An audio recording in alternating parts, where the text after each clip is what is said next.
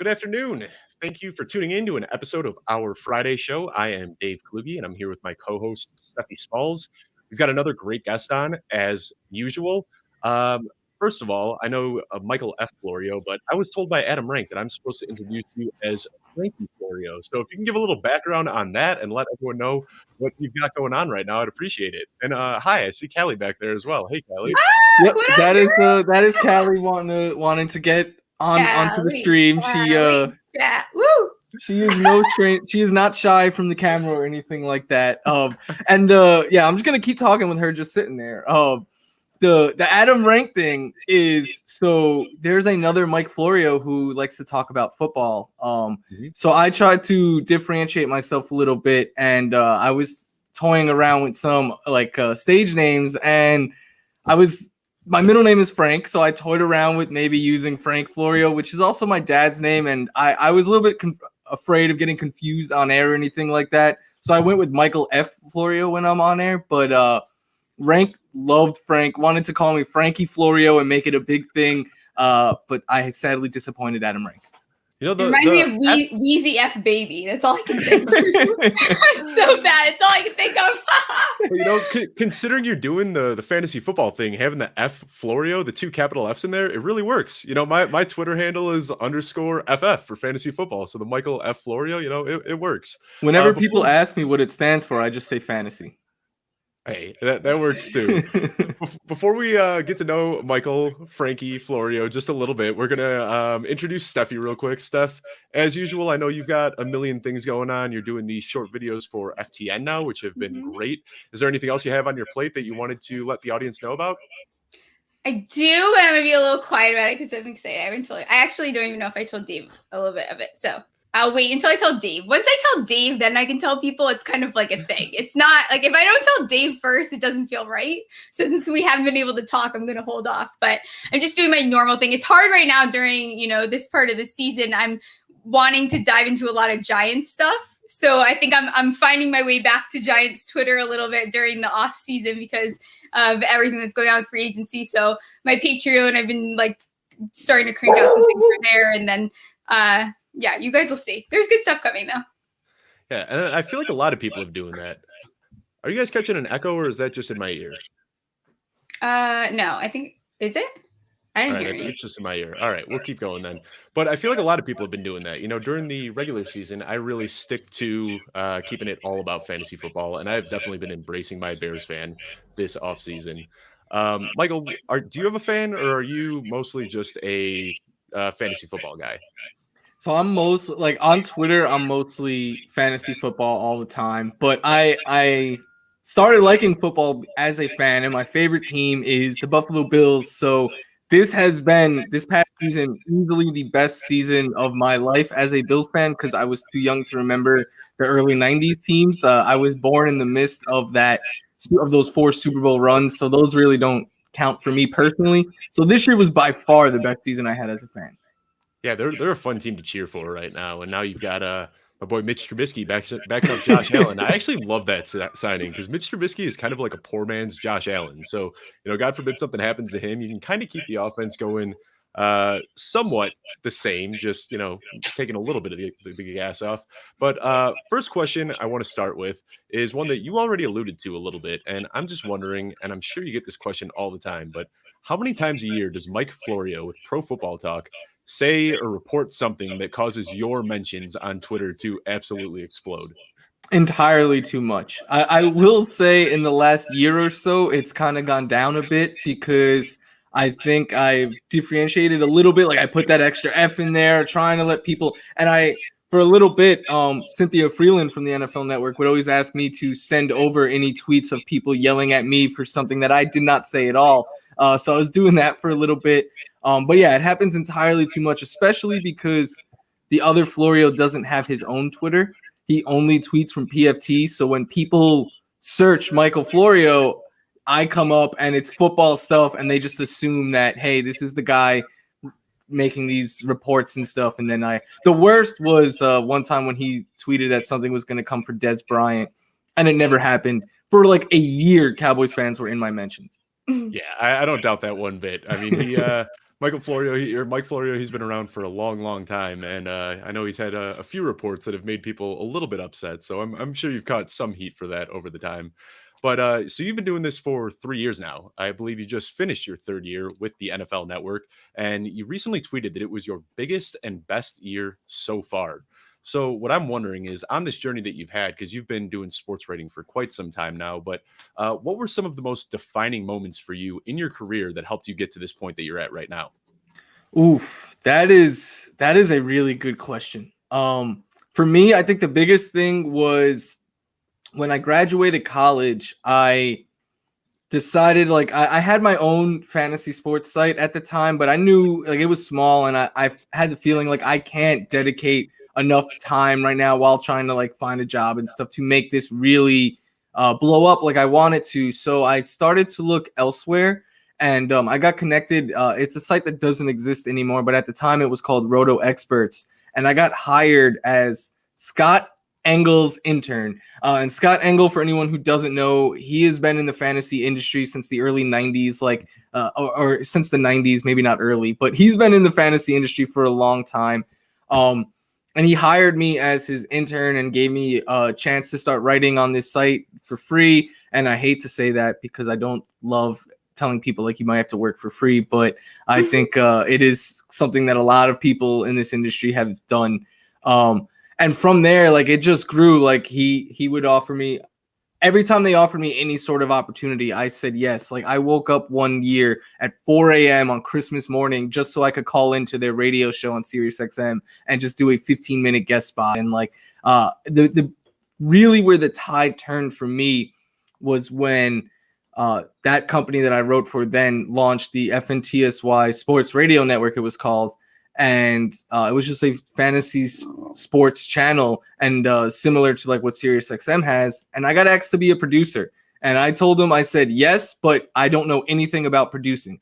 So I just wanted to say yes to get any opportunity to being on air, and then being around people who do this every day. And they're you're getting to watch people who do it for a living, and you could soak in knowledge of seeing them being on air and kind of honing in on your craft. And then from being the producer and jumping on shows so much, it led to me getting my own show there. And that's really where I feel like it started to take off for me. But yeah, so that would be a long way to answer that question. I think that was the turning point. No, that's a great answer. And I'm glad that you mentioned kind of putting in your dues for free, because that, I feel like Twitter moves at warp speed. It's hard to even catch up. But what was it, like 3 or 4 weeks ago? That was a really, really hot topic, where unpaid internships, and people were saying that it's wrong. But then you heard a lot of the people that have, for all intents and purposes, sort of made it say, well, I wouldn't have had the opportunity that I had if I didn't put in that free work at the front end.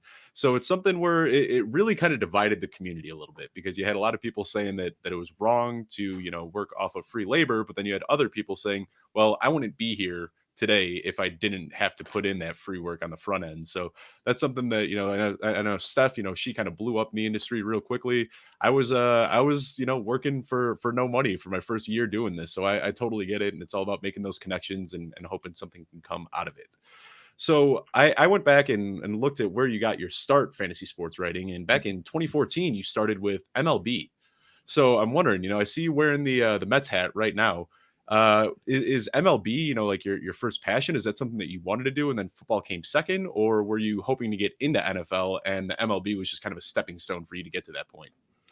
So growing up, again, you were very prepared, and you have great questions. So kudos to you guys. I'm taking a little bit of kudos because usually I will say that Dave does do the questions, but I was nervous. Dave was like having a long week. I'm like, I got it, man. I can handle it. You can just look at him. So some of it does come from me, but he did fine tune the crap and add some good stuff to this. But I'm patting myself on the back for this week. No, it's a lot of fun though. It's fun to like kind of look at and there's so much information out there, especially when people have been in the industry for 5, 6, 7 years. You can find old articles and where people got their starts.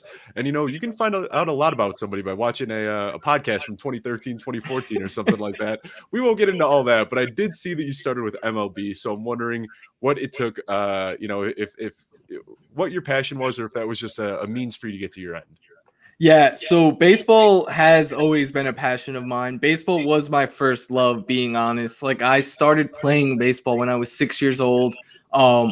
And my dad likes to joke that when I was a kid, he used to try to get me to play and watch football a lot, and I was more interested in baseball. And I think it was because as a little kid, it was just a little bit easier for me to understand baseball. And so that was really my first love. And then I got into football like in middle school, I would say, when I started to understand the game a little bit better. And then in high school, I really dove big into football. But baseball was definitely a first love of mine.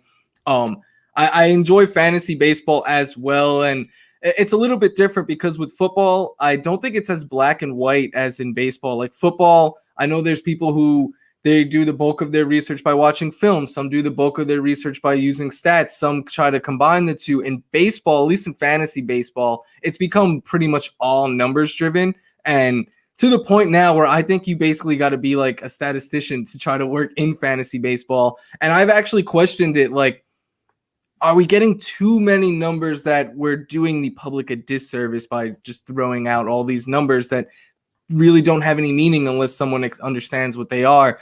But in fantasy baseball, yeah, like that was always something that I would do a whole bunch. But in the last year or so, ever since I started at the NFL Network, especially, I've had to cut down on baseball because, one, it sucks being in a fantasy baseball league, paying money, going hard from April all the way to like the end of July, and then just 100% going all your attention going to football, and those last 2 months just watching your baseball team kind of fall in the standings. Yep. So that's been rough. And again, so I have cut down on my baseball work the last year or so, but it has been a love of mine my whole life. And it was something that at one point in time, I was like, hey, I could give football a go, or I could give baseball a go, whichever one creates more opportunity. And if anyone is wondering which of those two creates more opportunity, it is easily football. Football is the king sport in this industry, and baseball is nice, but come the summertime, everyone's attention shifts to football.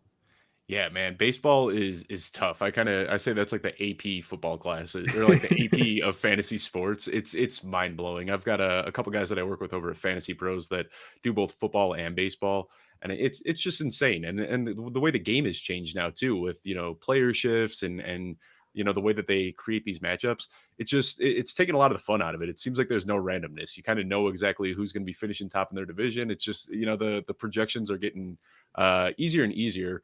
With football, as Joe Bryant loves to say, I love this, but he's like, it's a oddly shaped leather ball that bounces around, and you really can't control so much. There's so much randomness in the game, and that's what makes it so fun. Is we can sit here and study as much as we want, but at the end of the day, football is such a fluky game, and we're gonna have missed hits all the time. It's just a part of it. So, are you still a fan of baseball? I assume so with the Mets hat. I am super excited for the New York Mets this year. They got Francisco Lindor and a nice squad going right there. So I'm very happy for that. And I will say I'm also pretty excited because this year I'm in less fantasy baseball leagues than ever before. I'm kind of excited to see how this goes. Like me putting all my energy into a handful of teams and watching more, as a fan and stuff. And instead of, trying to manage 10 teams at once. And one thing I wanted to say too is I've noticed a big change in recent years in the fantasy industry where it used to be really popular for people to do multiple sports. And, come week 17, Twitter would start to change to a lot towards fantasy baseball. And then come like July 4th, it would switch back to football. It's a lot different now. You're getting so many great analysts who are year-round one sport, especially in football. Like football never stops, and you need to be dialed in, I think, year-round if you want to succeed in fantasy football. But yeah, so that's been another big change, I think, is just people going one sport year-round and just kind of trying to master one instead of be a jack of all trades type. Yeah, I'm trying to balance right now basketball and football. And I thought, that's perfect because the seasons are a little bit off from each other. But then I quickly realized, yeah, when you're doing this full time, it is a full time 365-day a year job. You don't really get to take off from fantasy basketball. Normally starts in the middle of football season. Like, yeah, it's a thing for me. My fantasy basketball team will be terrible the first 2 months, and then I try to see if I could come back when football. So, the next question I've got for you, the NFL Network fantasy crew has some great guys over there, and a lot of them have been on the show, and I've talked to them in the past, and it seems like you guys all have fun stories about each other. So, Marcus Grant and Adam Rank, Patrick Claybon, all those guys, when you're doing your shows together, you can see it. Like you guys look like more than coworkers. Like you guys seem like you're genuine friends on air. So I'm wondering, outside of, Adam telling you that you should go with the name Frankie, what are those outside of the work relationships like? Like when you guys are going out and this last year has probably changed things a little bit, but are those friendships that you kind of feel through the TV as genuine as they actually feel? Yeah, I would definitely say so. Like I got to work so close this year with Marcus Grant, and he is someone that I would call a good friend now at this point. And like we just like during the workday, like just shoot each other messages. A lot of the times making fun of certain moves that teams are making that we don't agree with and stuff, and being like, why is this happening? But it's kind of like it started off, we were friends and we talk a lot about football, but now we could just talk about a whole bunch of other stuff that isn't football related, which is really cool. And Adam Rank is the same way. The only issue with Adam Rank is he's a little bit harder to get to come out because he lives kind of far from the area where the rest of us live. So he's big on saying, I'll see you there. And then like acting like he was there, but not actually be like showing up at like a happy hour or something like that. And it's been a little bit tough too, because this last year, none of us have seen each other in person. Like we have not worked in a studio together. We have not gone out. We had plans for, last year at this time for a whole bunch of us, like end of season, to go out, and it just kept getting rescheduled, and we're still waiting for it to happen. But yeah, I would say the friendships are all really genuine. We have a really good crew, and everyone enjoys working with each other. And you could really tell because before we go live or before we start taping, like we'll just all be talking and it won't have anything to do with football. And that to me is the biggest test. And I think you can see it too, on because I love watching you, Marcus. It's you two together. There's something with that chemistry and the way you guys are on camera that's so like it's such a blast. I genuinely like watching you guys. I feel like I'm part of the conversation. I feel excited when you guys are excited, and I feel like you can tell when something's genuine because you get it on camera. You get those you can tell everyone's mannerisms. You guys are just the way that you guys flow and the way it works. It's awesome. Well, thank you so much. And so much of that credit goes to Marcus because he is the ultimate professional host. Like he is, I think, one of the best talents I've ever worked with. He's awesome. I mean, I think you're also awesome. Well, so thank you. You probably need to give yourself a little bit more credit as well. But you mentioned your move. So I think it was 2018, since we do our research and we're total creeps. You moved from New York to LA, right? So Dave and I are both in this point in our careers where, you were on a show with me back when I was still at Fantasy Intervention, and I was still a medical student at that point. All of a sudden things are kind of flowing to me.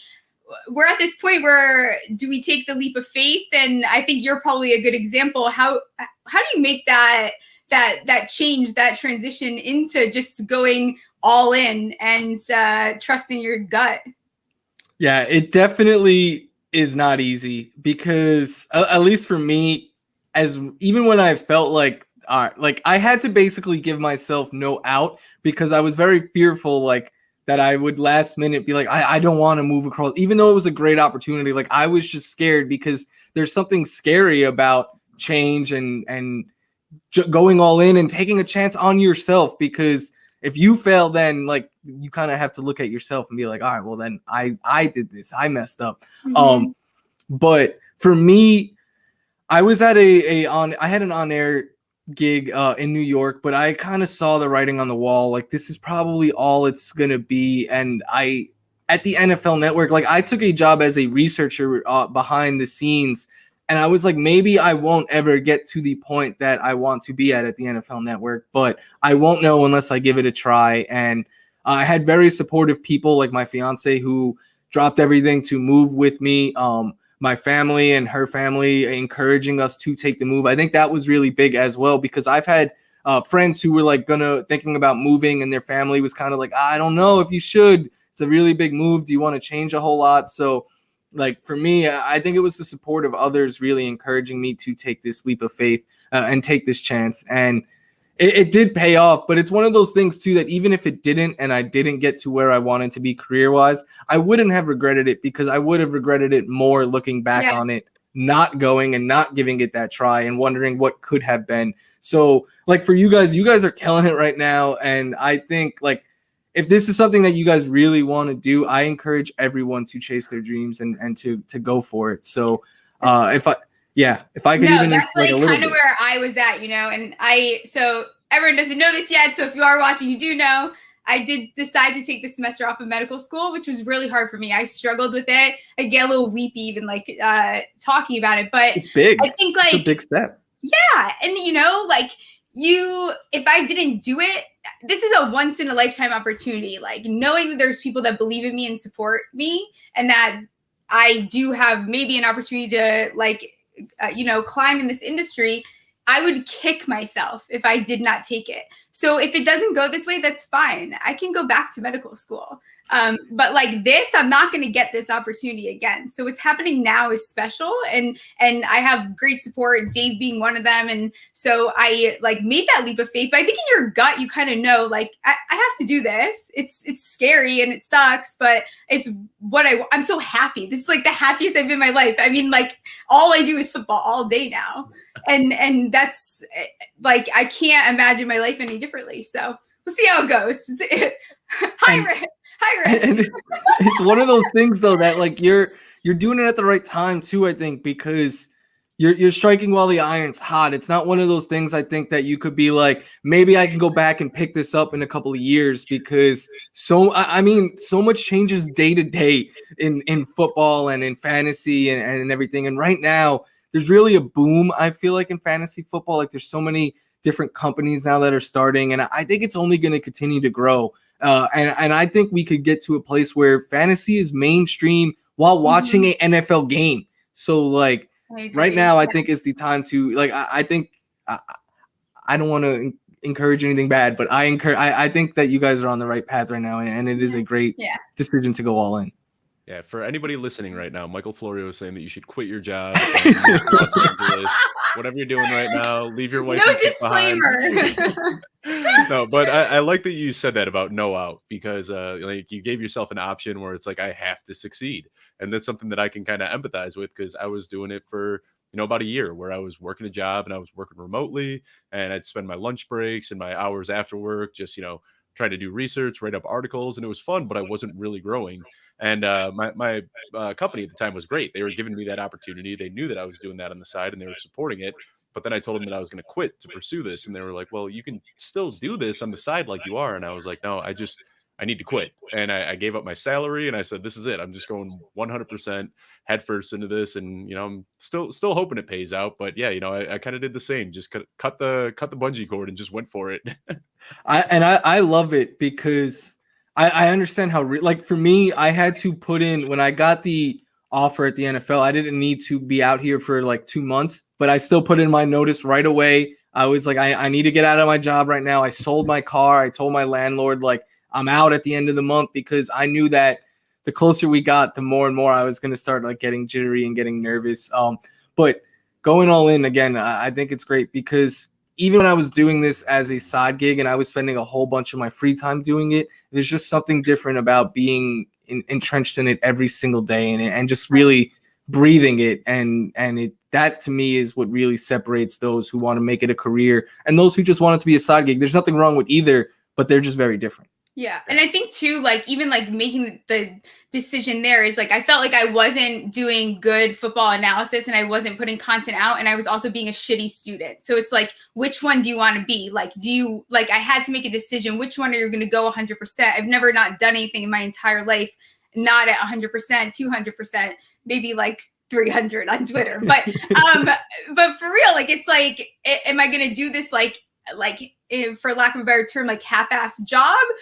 But in both things, that's not like, it's just not who I am. And I was losing sleep, the sleep that I was getting, trying to balance the two. So I had to make a decision. And I think it's just going with what you really like. You have to believe in yourself too. And that's something that's obviously hard to do, but sometimes you have to make that call. Absolutely. Now, I want to switch to something that's a little bit content related. Like I said, in this show, we don't go hardcore into, player projections or anything like that. But as far as drafting theory, there's something that I wear very proudly. It's in my Twitter bio. It's something that Steph has transitioned into and she's starting to buy into now. And it's something that I've heard you kind of tout a little bit yourself, zero wide receiver drafting. Now, I don't like to I don't like to pigeonhole myself and say that, this is the only way to do it. And I've definitely made exceptions. If Devontae Adams is sitting there in the late second, yeah, I'm taking Devontae Adams. So it's not something that I treat like the Bible, but it's something that I have noticed gives me a pretty good advantage. So for people that are unfamiliar with zero wide receiver drafting, why don't you just kind of tell them what that is and then tell them why that's also your preferred method for drafting in redraft leagues? Yeah, so zero wide receiver is kind of the opposite of zero RB, which has been a popular strategy by some for a few years now. Zero wide receiver, like I am not going to be drafting a wide receiver before the 4th round in almost all my drafts this year. And the reason is running back dries up super fast. There's only, in my opinion, a handful, like maybe 12 RBs that I anticipate could get me, 18 to 20 touches a game. And I'm also very picky because I like NFL standard scoring is PPR and most of my leagues are PPR. So if you're not catching the ball, I'm probably going to be lower on you than most. That's why like last year I did not like Josh Jacobs and I had some concerns about Nick Chubb. He proved me wrong, but I still have those concerns about Nick Chubb. Like that's why I'll take like Austin Eckler over him. So I'll be getting at least one running back in the first. In my real early drafts these past couple of months, I was taking RB, and then getting either Waller or Kittle in round 3. But maybe it's due to you, Stephanie. Tight ends are shooting up the board right now. I love it. So those guys are going like the middle of the 2nd round. So I think I'm kind of fine-tuning to go RB, tight end, unless I get Kelsey in the 1st round. And then the other 2 picks of the top 3 will be running unless back. You have a psychopath in your league like me that takes them in the 1st round, and then you're like, oh crap, I have to take one right now because I'm screwed otherwise. I think Travis Kelce is going to go as high as like 5 overall in drafts come August. Like I think it's going to become the norm with him. The other 2, I'm hoping they continue to go in the 2nd because if they go in the 1st, that'll be really hard to get one of them. But one of those big 3 tight ends, or wait till the double-digit rounds to get my tight end. I'm done with these middle tier tight ends. Yeah, and wide receiver is the deepest position in the game outside of maybe quarterback. I think it is deeper than quarterback. So I'm fine waiting and stacking up on wide receivers in the middle rounds, getting like CeeDee Lamb in the 4th round is money for me.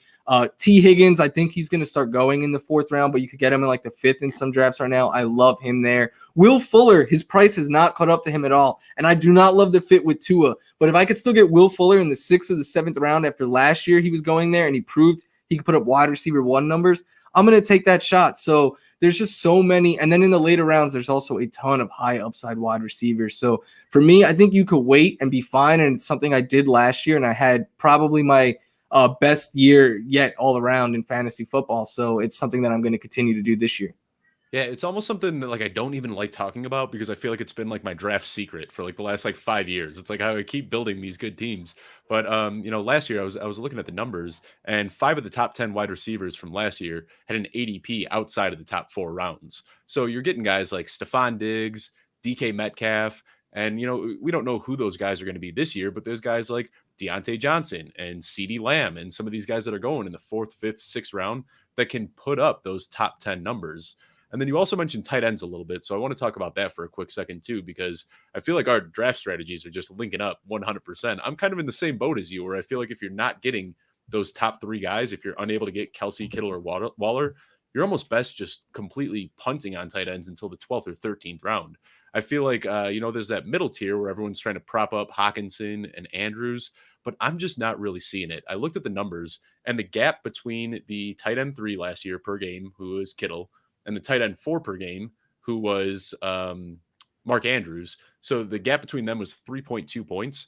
Once you go from Andrews and you go down another 3.2 points, you're all the way down to tight end 18. So the gap between the tight end 4 and the tight end 18 is the same as the gap between the tight end 3 and the tight end 4.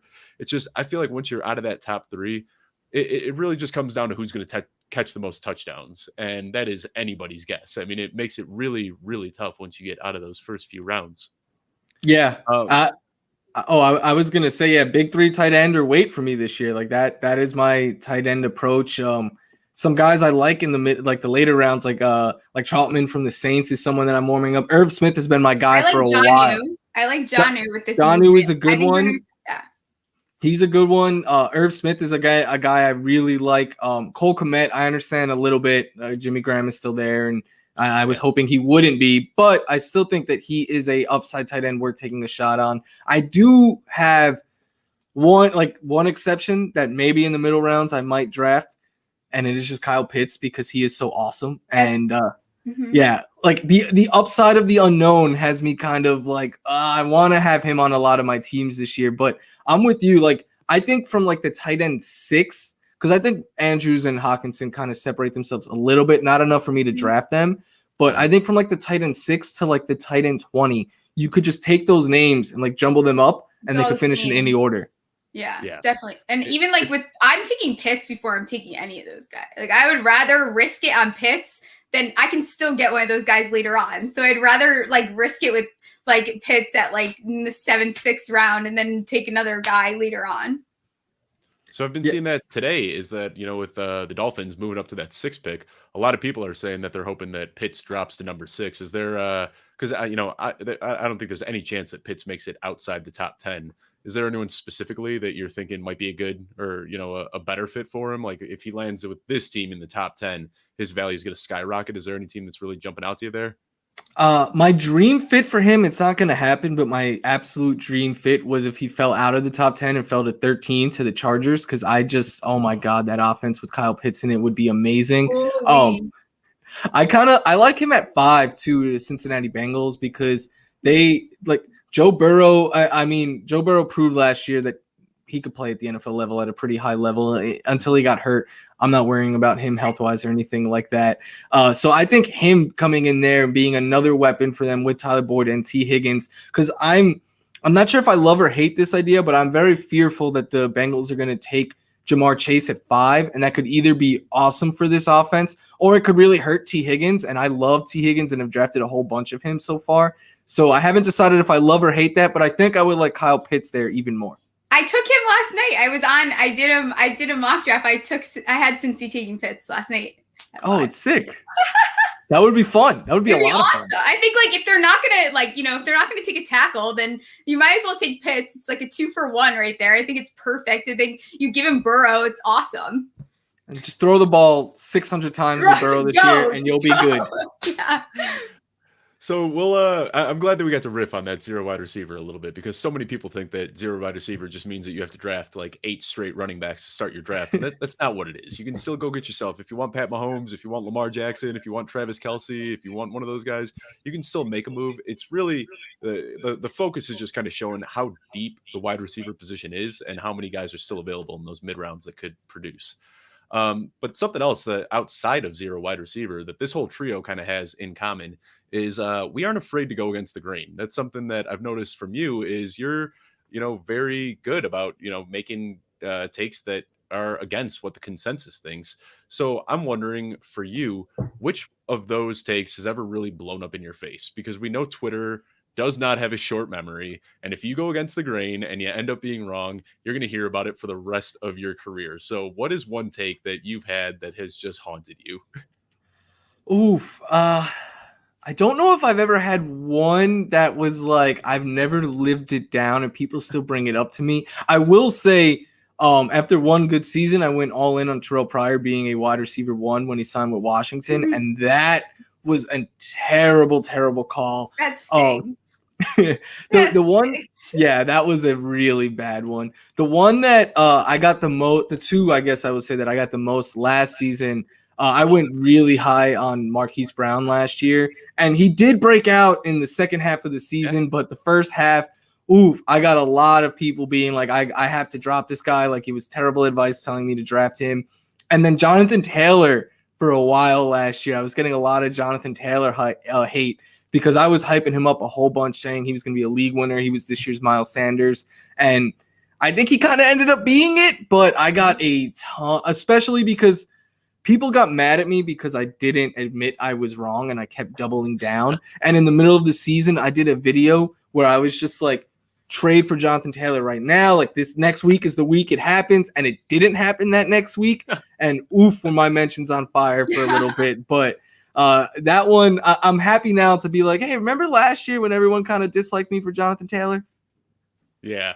And sometimes, it's tough going against the grain. I had two where I really went against the grain last year. One of them worked out in my favor. One of them blew up in my face. After Jacoby Myers had his whatever, like 16 target, huge primetime game, I told everyone, hey, pump the brakes on Jacoby Myers. That one ended up working out in my favor. The one that really blew up in my face was Justin Herbert had 3 straight games where he wasn't looking too good. And I told everyone to bench Justin Herbert against the Raiders, where he ended up going off for about 350 yards and 4 touchdowns.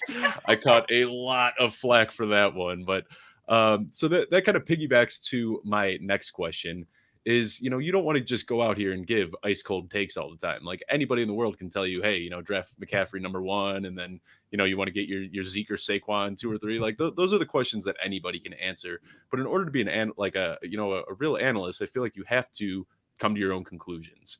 But kind of the downside of that is as soon as you go against the grain, everyone on Twitter keeps saying, you're doing this for clicks. You're just trying to blow hot takes, clickbait, whatever it may be. So how do you kind of tiptoe that line between being an analyst and giving the people what they want, and also trying to surmise your own conclusions and make that a part of your analysis?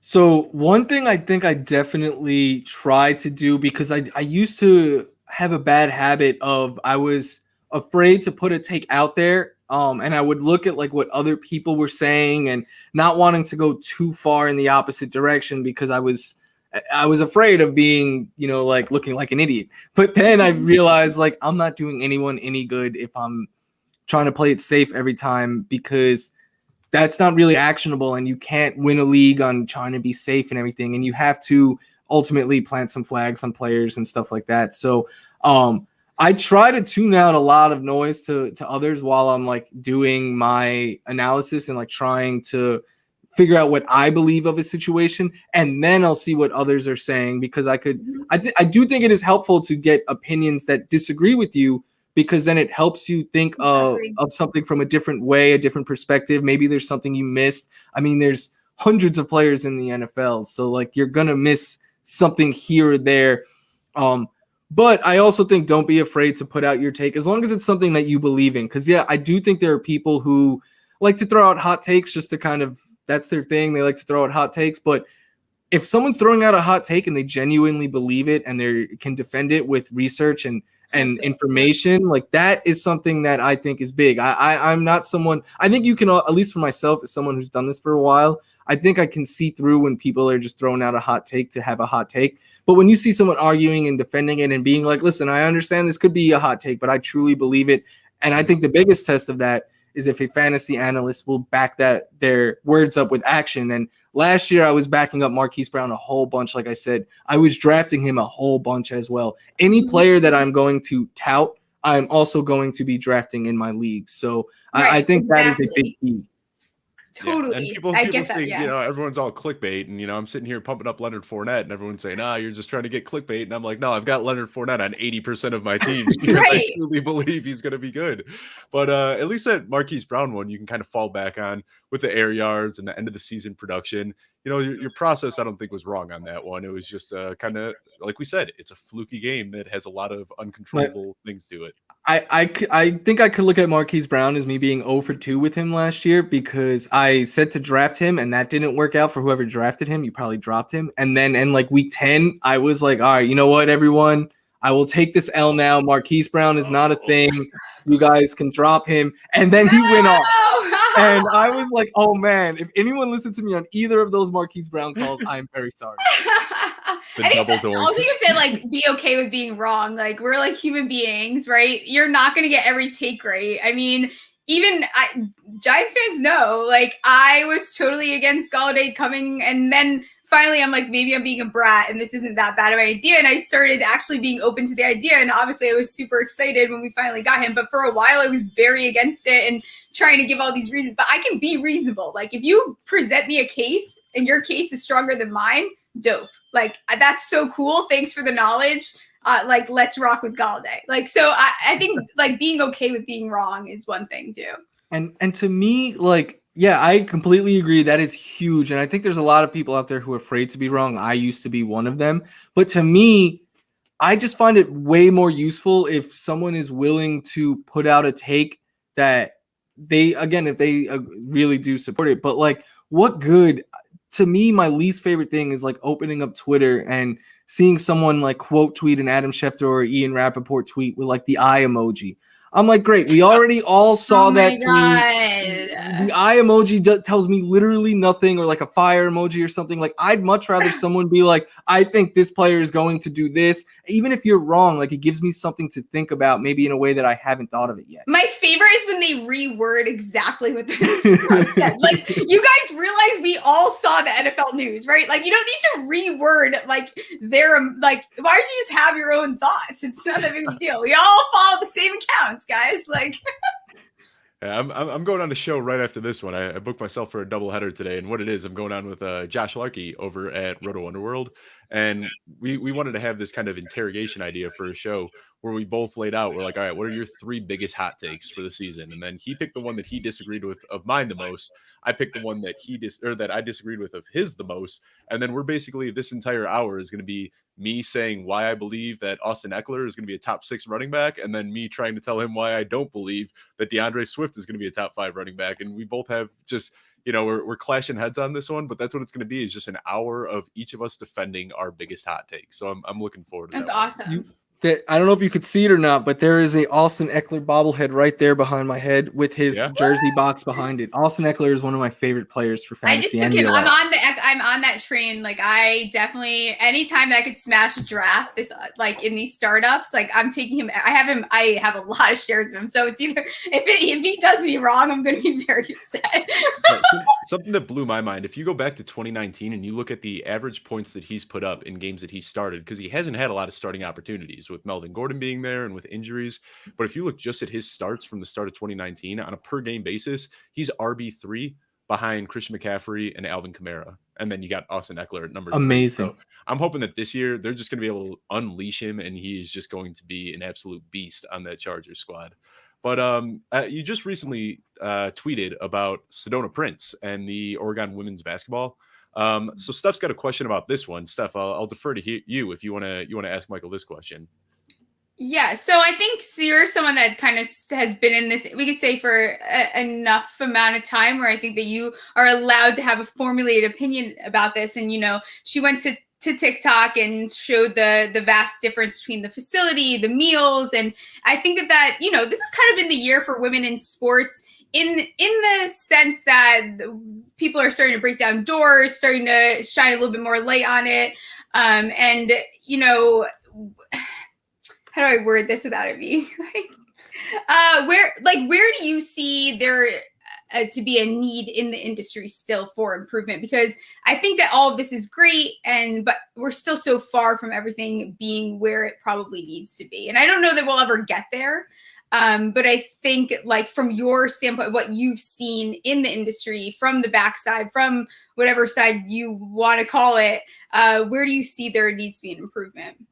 I think the biggest area, and I do think it's been addressed, not to the point where we're fully there yet, but I think we've come a long way in the last year. It's just diversifying more of the fantasy industry and having not everyone that, they all look the same, and having more women involved and more people of different ethnicities and stuff, and just people from different places and different backgrounds and stuff, and just being respectful to one another and being inclusive. And that is something that I think the fantasy industry has done a good job with in the last year or so, trying to support and elevate different voices and new voices in the industry. Because I felt for a little bit there was kind of a gatekeeping in this industry where it was like you have to come in and prove your dues and climb up slowly. And now people have shown that that's not the case. Like, you could come in this industry. You guys are great examples. Like, you could come in and kick the door down and grow a whole lot in a short amount of time.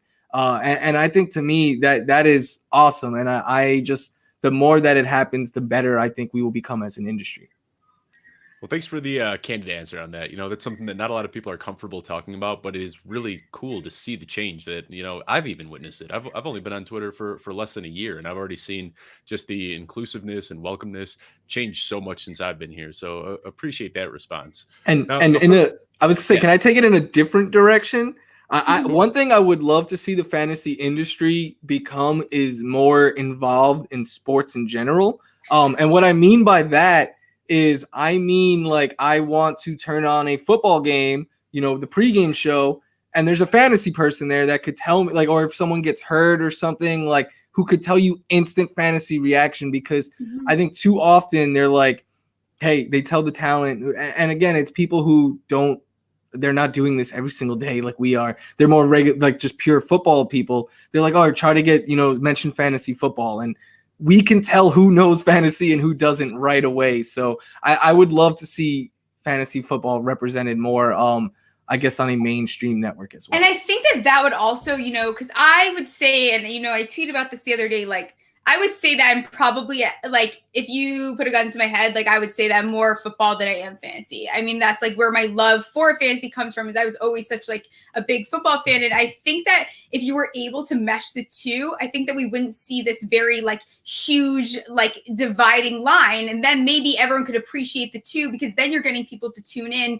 to the football side of things. And you're also getting people to, because they're there for the fantasy, but you're making this marriage of both of them. So that would be my dream if it wasn't these two separate things, because and I think you're seeing it even, like, if people think that the cap is not getting affected by people only playing fantasy and then not going to games and not buying jerseys and not doing all these things, like, it's absolutely part of it. So I would love for the two to just, like, combine together somehow, where we can have it at this, like, nice marriage of, you turn on NFL Network and they're doing the pregame show and you're also talking about fantasy, but it's mixing in football. So then, fantasy guys are not completely ignoring the fact that the O-line is very important to your analysis. Like, there's still more things in fantasy that, I mean, I make most of my analysis comes off of, like, defense and O-line. I feel like those are the things I go for first before I even attempt to touch my players.